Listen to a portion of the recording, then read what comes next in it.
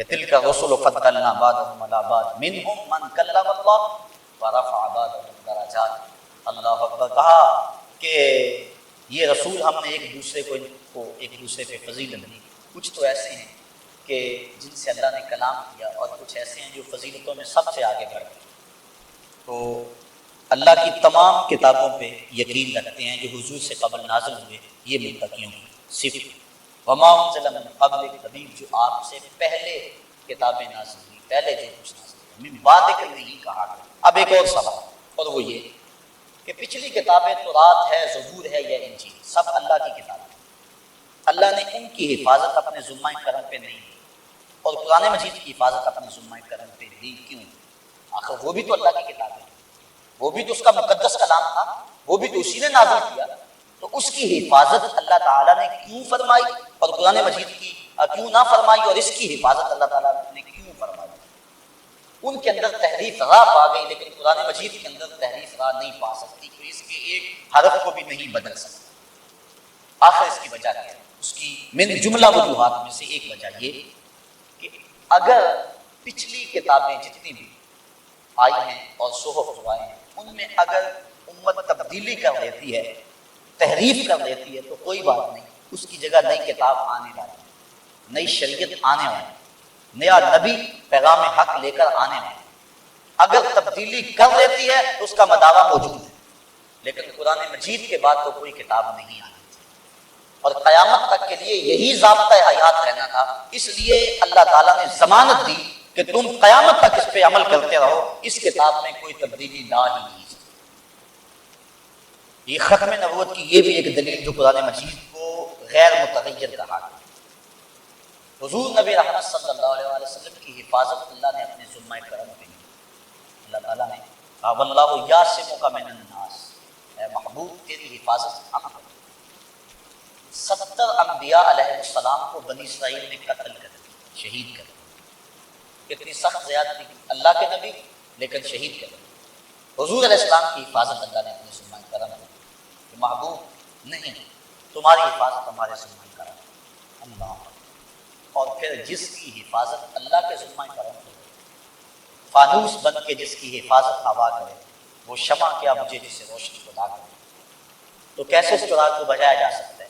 تو پچھلے انبیاء علیہ السلام کی حفاظت کا اس طرح ذمہ اللہ تعالیٰ نے کیوں نہ لیا اور حضور کے ذمہ؟ اس کی بھی یہی وجہ ختم نبوت کی دلیل ہے کہ پہلے انبیاء علیہ السلام اللہ کے دین کی تکمیل کے لیے اور دین کی تبلیغ کے لیے آئے، اور اگر کوئی نبی شہید ہو جاتا ہے تو اس کی جگہ دوسرا نبی آ کے اس مشن کو آگے بڑھائے گا.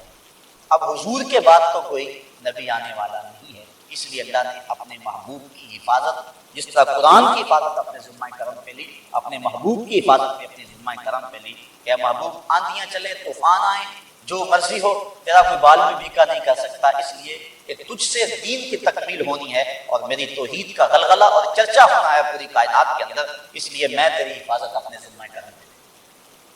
یہاں ایک اور حساس مسئلہ عرض کر کے آج کی گفتگو کو ختم کرنا چاہتا ہوں. چونکہ یہ بات ختم نبوت پہ آ گئی ہے اور یہ ساری باتیں آپ سمجھ رہے ہیں، اور یہ بات آخری عرض کر کے میں آپ سے جانا چاہتا ہوں. اللہ تعالیٰ کے محبوب حضور نبی رحمت صلی اللہ علیہ وسلم نے 40 سال تک اعلان نبوت نہیں کیا. اس کے بعد حضور نے اعلان نبوت کیا. حضور سے قبل جو انبیاء علیہ السلام آئے، حضرت عیسیٰ علیہ السلام نے آغوش مادر میں کہہ رہے ہیں انی عبد اللہ آتانی الکتاب وجعلنی نبیا، میں اللہ کا بندہ ہوں، اللہ نے مجھ کو کتاب بھی دی ہے اور نبی بنا کر بھیجا.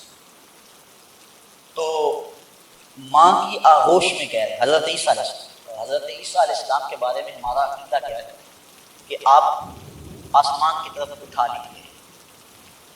آپ وما قتلوہ وما صلبوہ، نہ سولی چڑھائے گئے اور نہ قتل کیے، قرآن نے بتایا، بلکہ اللہ تعالیٰ نے آسمان کو اٹھایا.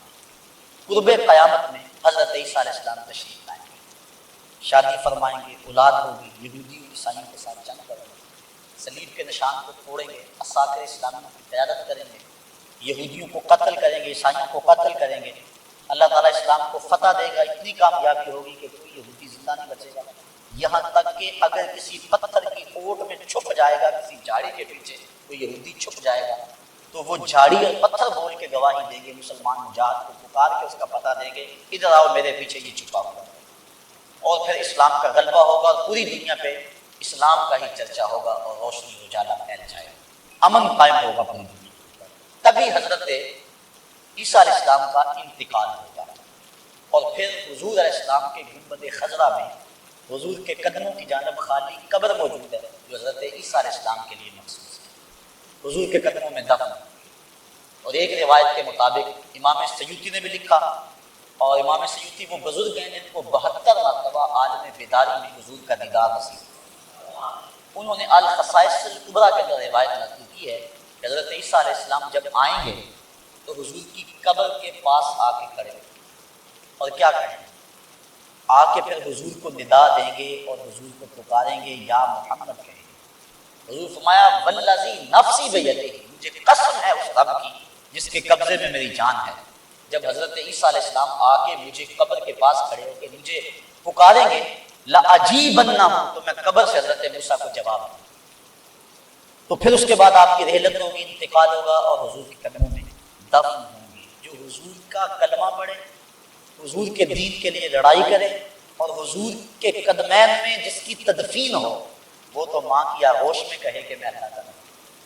اور ہمارے نبی کو 40 سال پتہ ہی نہ چلے، لیکن کیوں پھر حضور نے اعلان کیا؟ ولی کے اوپر یہ ہے کہ وہ اپنی ولایت کو چھپائے، اور جو نبی ہے اس کے اوپر لازم ہے کہ وہ اپنی نبوت کا اظہار کرے، لازم ہے اس کے اوپر، چونکہ اس کے اوپر واجب ہے تبلیغ۔ اللہ کے محبوب علیہ السلام 40 سال تک اعلان نبوت کی نہیں کیا، اور حضور سے پوچھا بھی گیا، ترمذی کے لفظ عرض کی کہ حضور متى وجبت لك النبوۃ، آپ کو نبوت کب ملی؟ میں کنت نبیا وآدم بین الطین والماء، میں اس وقت بھی نبی تھا جب آدم علیہ السلام مٹی اور پانی کے درمیان۔ اور ایک حدیث کے لفظ ہیں کنت نبیا وآدم بین الروح والجسد، جب وہ جسم اور روح کے مابین تھے اس وقت مجھے نبوت دی گئی۔ اور تیسری حدیث کے لفظ ہیں کنت نبیا وآدم لمنجلد فی طینتہ، میں اس وقت بھی نبی تھا جب ان کا خمیر ابھی تیار ہوا تھا۔ اب فرمایا میں اس وقت بھی نبی تھا، لیکن اظہار کیوں نہیں؟ آپ کی توجہ چاہوں گا، نقطہ بڑا اہم ہے اور یہ بڑا اہم سوال ہے، اور اس بات پر بڑی گفتگو ہوتی ہے اور بڑی ابحاث ہوتی ہے کہ 40 سال بعد نبوت ملی۔ تو ایک بات اگر غور سے آپ سن لیں تو میرا خیال ہے اس اشکال کا دفیع ہو جائے گا۔ اللہ نے نبیوں کو اپنی توحید کے دعوے کو منوانے کے لیے مبعوث کیا۔ ہر نبی کا یہی مقصد ہے کہ وہ اللہ کی توحید کو منوائے اور اللہ کی بندگی کی طرف لوگوں کو بلائے اور لوگوں کا سر مالک کی چوکھٹ پہ جھکائے۔ ہر نبی کا مقصد حیات، بنیادی مقصد یہ ہے، ہمارے بنیادی عقائد جو ہیں وہ 3 ہیں: عقیدہ توحید، عقیدہ رسالت اور عقیدہ آخرت۔ تو پہلا عقیدہ جو ہے وہ عقیدہ توحید ہے، اللہ کی ذات کو منوانا، یہ ہر نبی کا مقصد عمدہ رہا ہے۔ اب اللہ کا ہر نبی اس کے لیے محنت کرتا رہا، قوم میں نکالا۔ دیکھیے تھوڑی سی اس کو کھول لیتے ہیں بات کو تاکہ اچھی طرح سمجھ میں آ جائے۔ ایک چیز سامنے موجود ہے، اس کو منوانے کے لیے دلیل کی ضرورت نہیں۔ یہ مائک پڑا ہوا ہے، میں نے یہ منوانی ہے بات، میں آپ کو کہوں گا سامنے بات، اس کے لیے مجھے دلائل کی ضرورت ہے۔ دلائل اس چیز کے لیے دیے جاتے ہیں وہ جو آنکھوں کے سامنے نہ ہو، اس کے لیے دلائل دیے جاتے ہیں۔ وہ دلائل جو دیے جاتے ہیں وہ 2 طرح کے ہیں، دلائل عقلی اور شہادت، یعنی کسی چیز کو منوانے کے لیے 2 طرح کے دلائل دیتا ہوں، یا عقلی دلائل دیے جاتے ہیں یا گواہی پیش کی جاتی ہے۔ مثال کے طور پر میں کہوں کہ بعض سڑک پہ آگ کا الاؤ روشن ہے، تو اس کے لیے عقلی دلائل کیا ہوگی کہ یہ دیکھو دھواں آ رہا ہے، یہ دیکھو تپش ہے ماحول میں، اس طرح کے دلائل، یہ ہے عقلی دلائل۔ اور گواہی کیا ہے کہ میں کسی شخص کو یہاں بھیجوں اور وہ دیکھ کر آئے، وہ گواہی دے، اس کی گواہی پہ آپ اس بات کو مان لیں، اس چیز کو جو نظروں سے اوجھل جائے۔ اللہ تعالیٰ کی ذات کو منوانا مقصود تھا، عقلی دلائل بے شمار۔ امام شافعی سے کسی نے پوچھا نا کہ اللہ کے ہونے کی دلیل کیا، تو آپ شتوت کے درخت نیچے بیٹھ کے پڑھ رہے تھے، ماں یہی شتوت کا درخت۔ اس نے کہا یہ کیا بات ہوئی، جو سامنے چیز آئی اس کو دلیل کہہ دیا، کہا دیکھو شتوت کا درخت ہے، اس کی جڑ کا رنگ اور ہے، چھال کا رنگ اور ہے، پتوں کا رنگ اور ہے، پھل کچا ہوا رنگ اور ہے، پک جائے تو رنگ اور ہے، پھر اس کا ذائقہ بھی یوں دیکھ لیجئے، اور پھر اسی پتے کو اگر بکری کھائے تو دودھ دیتی، گدھا کھائے تو نیند کرتا ہے، شہد کی مکھی چوسے تو شہد دیتی ہے، اور ریشم کا کیڑا چاٹے تو ریشم بنتا ہے۔ میٹیریل ایک ہے، نتائج کئی ہیں، کہا دیکھو یہ اللہ کے ہونے پہ دلیل نہیں ہے، غور کیا ہے۔ کائنات کی ایک ایک چیز، یہ الگ مضمون ہے، الگ مضمون ہے کہ اللہ تعالیٰ پتا پتا تیری ذات کا پتہ دیتا ہے۔ کائنات کی ایک ایک چیز ہم اپنے آفاق اور انفس میں دیکھیں، اندر جان کر کے دیکھیں، اپنا نشان انگوٹھا دیکھ لیں، پوری دنیا پہ اربوں انسان بستے ہیں لیکن کسی ایک کی بھی لکیریں نہیں ملتی۔